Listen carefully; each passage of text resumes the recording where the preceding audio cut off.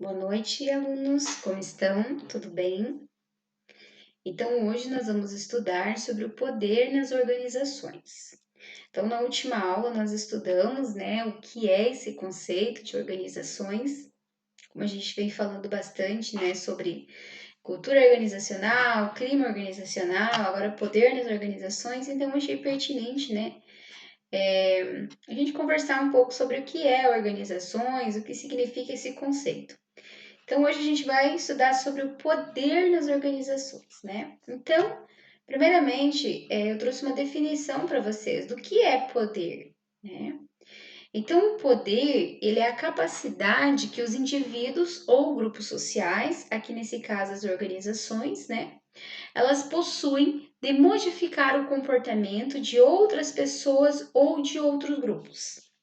Então, é a capacidade, que esses grupos ou pessoas têm de fazer com que outros grupos ou outras pessoas realizem algo. Então, é um poder, é uma capacidade que pode se dar de diferentes maneiras, que é o que a gente já vai ver mais adiante, que é os tipos de poder. Quer seja ele de forma coercitiva, quer seja ele realizar de espontânea vontade por causa da autoridade, né? Então existem diferentes formas de poder. E o poder, ele vai ocorrer em todas as sociedades, né, e em todos os grupos sociais, por vezes de formas diferentes, porém ele ocorre em todos esses lugares. Por exemplo, em determinadas organizações, o poder, ele aparece de forma mais sutil, né? Não de forma coercitiva, mas de uma forma mais sutil, né? Através da admiração, através da liderança, né? Em outras, ele vai aparecer através de uma coerção mais impositiva, né? Então, tudo depende também da liderança nesse sentido, né? De que se essa pessoa que está no poder, ela é um líder ou se ela é um chefe, né? E aí o Mário Sérgio Cortella vai falar bem isso, a diferença entre um líder e um chefe, né? O chefe, ele traz aquela figura de poder mais autoritária, né, mais centralizada, de um poder mais impositivo, né? O líder, a figura do líder, ele aparece, ele exerce um poder também, né? Mas é um poder mais baseado na liderança, né? Na figura carismática, na figura que essa pessoa tem e que exerce influência sobre as outras, que é o que a gente já vai ver os diferentes tipos de poder. O Max Weber estudou bastante sobre essa questão do poder, do controle, né? E ele vai falar o seguinte, que o poder é toda a probabilidade de impor a própria vontade numa relação social, mesmo contra resistências, seja qual for o fundamento desta possibilidade. Então é o que a gente falou antes, né? É a capacidade que algumas pessoas ou grupos têm de impor a sua vontade sobre as outras e que essas outras pessoas elas realizem essas vontades, né? E para que ocorra essa relação de poder em que um exerce uma influência sobre o outro, né? Tem que existir essas duas partes, aquele que impõe e aquele que se submete, né? Aquele que aceita essa relação de estabelecimento de poder. Então, quais são os componentes do poder? Né? Primeiramente é a força. O que é a força? A força é o uso da coerção física, né? É o uso da força física. Vamos supor, por exemplo, o caso das Forças Armadas, né? Polícia, Exército, entre outros exemplos. Então, através desses instrumentos, o Estado ele utiliza-se para manter a integridade e impor a sua vontade sobre um determinado território. Então, ele utiliza a coerção física para que as pessoas ou grupos obedeçam à lei, à norma, por exemplo, né? Mas nem sempre esse poder através da força, ele é um poder legítimo. Algumas vezes ele é um poder que ocorre através, por exemplo, da atuação dos grupos criminosos, através dos grupos terroristas, que exerce também seu poder através do uso da força, da coerção física. Teve uma época, eu não lembro o ano exatamente, que aconteceu uma revolta bem grande do PCC em São Paulo, né? O partido, primeiro comando da capital. O PCC, por causa de umas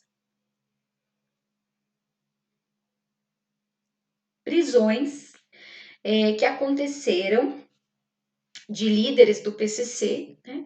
Eles se revoltaram e eles acabaram impondo uma série de violência na capital São Paulo.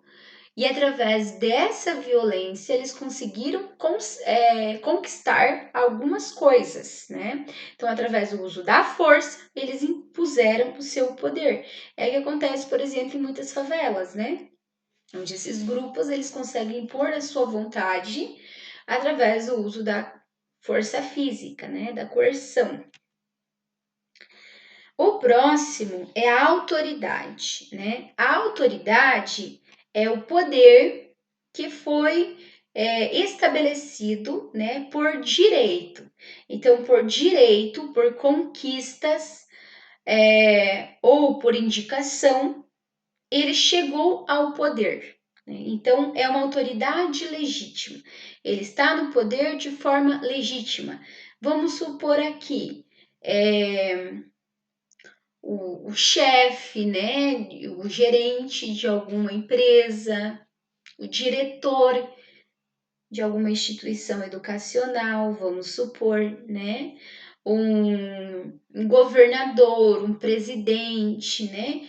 Então ele é uma autoridade, ele está ali no poder porque ele foi legalmente colocado neste poder, né? Só que existem três formas de autoridade, tá? A burocrática ou racional legal é aquela pessoa que está no poder porque ela foi formalmente instituída através, né, como foi falado antes, através de uma escolha, através de uma votação, através de uma indicação. Então ela está no poder formalmente e ela continua com o poder enquanto ela estiver ocupando o cargo. A autoridade tradicional. Então, a autoridade tradicional é aquela baseada na crença, nas normas, nas tradições, né? Não há nenhuma legislação que diga que essa pessoa ela exerce uma autoridade, mas tradicionalmente, por sua figura, ela exerce um poder. Quais são? Por exemplo, um rei, um padre, pai, né? Não há nada que diga que ela é uma autoridade legítima no papel, mas é por tradição, por costume, né? Respeita-se este poder. A autoridade carismática, ela é baseada nas qualidades dessas pessoas, que pode ser pessoas carismáticas, pessoas éticas, pessoas que realizaram algum feito importante para a sociedade, né? Então, elas são consideradas uma autoridade por causa de sua figura representativa de valores, né, que inspiram a sociedade. Aí tem exemplos: Jesus Cristo, Mahatma Gandhi, Nelson Mandela, né? Entre vários outros exemplos que a gente pode dar, principalmente pessoas ligadas à questão de defesa de direitos humanos, né? O outro componente do poder, então, é a influência, né? A influência, ela é a habilidade para afetar a decisão de outras pessoas, mesmo não possuindo uma autoridade legal, né? Ou exercer uma coerção física para que a outra pessoa ela realize isso. Essas pessoas que são consideradas influentes, né? Elas têm o poder de modificar o comportamento de outras pessoas. Então, ela é uma pessoa influente, vamos assim dizer. Vamos dar exemplo dos YouTubers, né? Chamados de influencers. Por quê? Porque elas influenciam a opinião de outras pessoas através das mídias, né? Por que elas influenciam o comportamento de outras pessoas? Pelas suas palavras, pelo seu jeito, né? Pelas suas opiniões. Então, elas acabam influenciando as outras pessoas. É uma forma de poder que ela tem, porque ela vai influenciar o comportamento dessa outra pessoa. Ela não é uma autoridade legal, ela não está exercendo uma coerção física, mas ela está estabelecendo uma relação de poder. Por exemplo, vamos supor um colega de sala de aula que consegue influenciar a decisão dos outros, né? Então, por exemplo, este colega ele pode ter um poder de oralidade, ele pode ser eloquente, né? Ele pode ter algumas habilidades que conseguem fazer com que outras pessoas sejam influenciadas. E assim ele estabelece uma relação de poder. Então, como eu coloquei aqui, ó, geralmente as pessoas que conseguem estabelecer essa relação de poder através da influência são pessoas que dominam o conhecimento, então são pessoas que falam bem, que sabem o que estão falando, né? Ou que dominam meios materiais, como por exemplo as mídias, né? Que foi o que eu falei antes. Hoje as mídias elas se tornaram uma fonte muito importante de influência. Influencia, por exemplo, comportamento, opinião, né? A fake news, né? Por que a fake news ela é tão preocupante? Porque a fake news ela é uma forma de poder através da influência. Então, a fake news ela espalha uma notícia errada, mas que acaba influenciando o comportamento e a opinião de muitas pessoas. Né? Vamos supor, agora na época de coronavírus surgiu um monte de fake news, né? Um monte. E ainda tem um monte de fake news.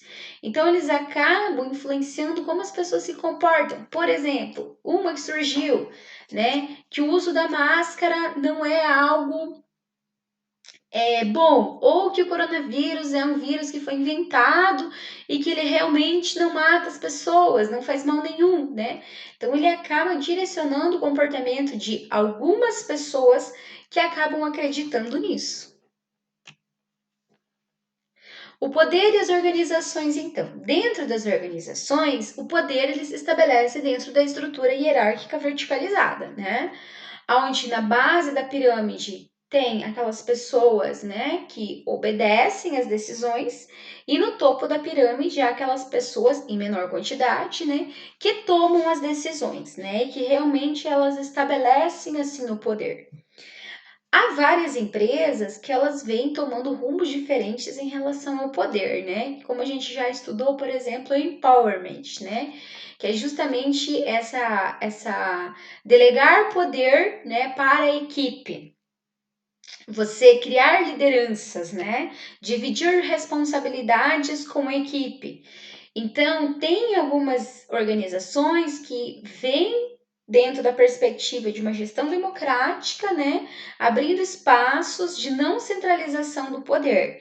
Mesmo assim, acaba existindo a figura aí, né, do líder, que acaba centralizando algumas decisões de poder, ou alguns grupos, né, que acabam centralizando algumas decisões e acabam tendo um poder maior, né, sobre os outros. Mas há várias empresas que vêm tendo essas perspectivas de gestão mais democrática e acabando um pouco essa estrutura extremamente hierarquizada, né, de um poder vertical. Então, o poder do ponto de vista administrativo é inerente da função gerencial, pois trata-se de induzir pessoas a agirem de acordo com determinadas expectativas. Quem administra o faz influenciando o comportamento de outras pessoas, né? Imaginem vocês uma empresa, se isso daria certo, né? Vamos supor, uma empresa onde as pessoas elas seriam autônomas e independentes, né? Onde elas próprias tomariam as suas decisões, né? Na sociedade em que a gente vive, dificilmente isso daria certo, né? Porque nas sociedades em que a gente vive, de competição, de concorrência, né? De meios privados de produção, é necessária essa figura de um gerente, de um líder, vamos assim dizer, né? Eu prefiro a figura do líder para comandar as ações, né? Então, na sociedade onde a gente vive, não sei se existe alguma empresa nesse sentido, mas é difícil você ter uma empresa que funciona dessa maneira, né? Onde os próprios funcionários, os próprios colaboradores tomam suas próprias decisões, né? E são autônomos e independentes no seu processo de trabalho. Então, a organização ela define e limita o que as pessoas podem ou não fazer, estabelecendo quais ações serão aceitas em seu interior. Então, é estabelecer as normas, as regras, né, que os colaboradores que trabalham nessa instituição, eles devem seguir. Mesmo não estando claro para a maioria dos membros da organização, o poder, de forma sutil, influencia seu comportamento, enquadrando em parâmetros estabelecidos. Então, foi o que eu falei antes para vocês. Tem empresas que o poder ele aparece de forma mais sutil, né? De não forma coercitiva ou autoritária. Ele aparece de forma mais sutil. Mas mesmo assim, ele aparece através da introjeção dos elementos de alguns elementos da cultura organizacional, como por exemplo as normas, as regras, né? Que devem ser seguidas. Então, os tipos de poder nas organizações, né? Há o poder da recompensa, que é aquele que se baseia, né, em recompensar aqueles indivíduos, né, que adotam o comportamento esperado ou o comportamento determinado. Então, aqueles, né, que adotam determinado comportamento vão receber uma recompensa. Essa recompensa, por exemplo, pode ser um aumento na remuneração financeira, no salário, devido ao aumento da produtividade. Então, se ele alcançou determinado comportamento, ele ganha-se uma recompensa, né? O coercitivo, que é aquele impositivo, né? Que é uma punição para aqueles que não cumprirem determinadas ordens, que é a demissão, por exemplo, né? Então, determinado funcionário não conseguiu atingir a meta na produção. Então ele é demitido. Né? Então, usa-se um poder coercitivo. O poder legítimo é o que a gente já falou antes, né? É aquele poder instituído formalmente, legalizadamente, né? Então, ele está numa posição hierárquica em que ele estabelece um poder sobre os demais, né? Ou ele foi eleito, ou ele foi escolhido, ou ele foi indicado para estar nesse local de poder. O poder do especialista, né? Então, é aquela pessoa que possui um determinado conhecimento, uma determinada competência sobre determinado assunto. Então, ele tem um poder porque ele detém conhecimento. Já dizia que conhecimento é poder, né? Então, é o poder do especialista. E o poder de referência é o que a gente já falou antes, né? Do poder da autoridade carismática, né? Que é o poder que é o poder de referência. Então, são aquelas pessoas que são referência por causa da sua personalidade, né? Então, são as pessoas que são admiradas pelo seu carisma, por serem éticas, né? Então, ela exerce essa influência sobre os demais pela sua figura, pela pessoa que ela é, né? Então, ela exerce essa determinada influência. Quais são as fontes de poder, então, nas organizações? Aqui não são os tipos, são as fontes, né? Então, como se detém o poder nas organizações? Primeiro, através dos recursos escassos. O que é isso, esses recursos escassos? São recursos fundamentais para o bom andamento da organização. Então, na divisão do processo de trabalho, alguns grupos exercem determinado trabalho que tem a capacidade, né, de tomar decisões bastante importantes que vão influenciar os demais. Então, eles controlam esses recursos e que vai ter uma influência muito grande sobre os demais áreas ou demais grupos, né? Por exemplo, vamos supor, é a questão da empresa, aqueles que controlam os recursos financeiros. Então, os recursos financeiros, eles são essenciais para o bom andamento da organização. Então, aquele grupo que detém, né, este poder do recurso financeiro, ele detém um poder e uma influência, né, sobre os demais. O controle dos processos de decisão. Então, são aqueles grupos ou pessoas que se envolvem nos processos de tomadas de decisões. Geralmente são as pessoas que estão no topo aí do organograma, né? São pessoas que estão mais na gerência, né? Que tem esse poder, então, de tomada de decisões. O controle de conhecimento e informação, como eu já falei antes para vocês, informação ela é poder, né? Então são pessoas que possuem determinadas informações importantes para o andamento da empresa e que têm essa capacidade de tomada, né, de decisões. Desculpa. Tomada de decisões, né? O controle de acesso a diferentes setores da organização. Então, são aquelas pessoas que têm facilidade, né, de filtrar as informações entre os setores de uma organização, né? Então, são aquelas pessoas que estão fazendo ponte entre diferentes setores dessa organização. Há cargos ou funções que possuem amplo acesso a diferentes departamentos ou filtram informações que saem ou que entram ou que controlam os contatos que são estabelecidos entre os diferentes setores. Então, são aquelas pessoas que têm capacidade de fazer essas pontes de ligação, né, entre um setor e outro e acaba tendo informações importantes. O controle da tecnologia, né? Então, a tecnologia hoje ela é fundamental, ainda mais nesse momento que a gente está vivendo de pandemia. A tecnologia nos últimos anos ela já era importante, hoje ela torna-se cada vez mais importante, né? Então, o grupo que detém o conhecimento, né, que detém o controle dessa tecnologia, ele é um grupo que exerce poder sobre os demais, influência sobre os demais, né?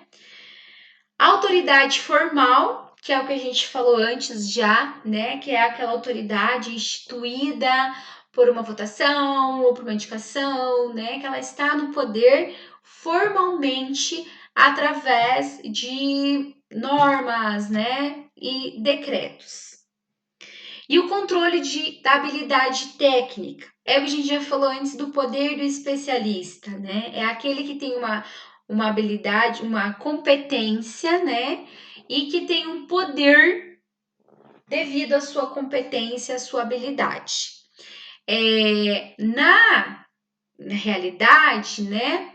Todas as pessoas de uma organização, ela possui alguma especialidade, né? Ela sabe fazer alguma coisa. E essa habilidade que essa pessoa tem, esse conhecimento, né, que a pessoa tem, ela serve para negociar, né? Para negociar, por exemplo, uma demissão, para negociar um aumento de salário, né? Para negociar uma melhoria na qualidade do trabalho, né? E aí ela, como ela detém este conhecimento, ela detém este poder. Então, pessoal, é isso aí a nossa aula de hoje, tá? Eu vou colocar para vocês uma tarefa de casa. Por favor, entrem ali e façam a tarefa de casa. Coloquem também em dia as tarefas atrasadas, por favor. Semana que vem nós teremos revisão de conteúdo. Eu vou passar para vocês quais conteúdos serão abordados na avaliação também, para que vocês tenham acesso. Qualquer dúvida, estou à disposição. Podem entrar em contato, podem chamar, tá? Abraço para todos e fiquem todos bem.